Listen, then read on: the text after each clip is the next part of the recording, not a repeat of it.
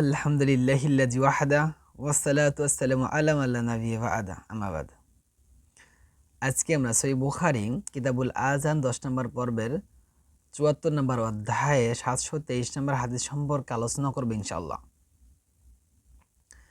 ইমাম বুখারী রাহিমাহুল্লাহ তিনি এই ৭৪ নম্বর অধ্যায়ে তিনি বলেন, ইকামাতুস সফফি কাতার সোজা করা, মিন তামামিস সলাহ সলাতের পূর্ণতা অঙ্গ।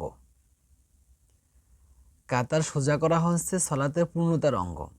এছাড়াও এই সম্পর্কে আবু দাউদ শরীফের ৬৬৮ নম্বর হাদিস, এই হাদিসে আনাস ইবনে মালিক রাদিয়াল্লাহু আনহু তিনি বলেন, আন নবী সাল্লাল্লাহু আলাইহি ওয়াসাল্লাম কল, নবী সাল্লাল্লাহু আলাইহি ওয়াসাল্লাম বলেন, সুফুফাকুম তোমরা তোমাদের কাতারগুলো সোজা করে নিবে, ফা ইন্না নিশ্চয়ই তাসওয়াতুস সুফুফি কেননা কাতার সোজা করা হচ্ছে মিং তামামিস সলাহ সলাত পূর্ণতা পায়, অর্থাৎ কাতার সোজা করা হচ্ছে এর মাধ্যমে সলাত পূর্ণতা পায়।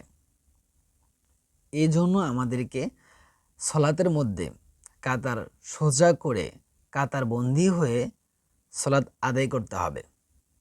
সহিহ বুখারী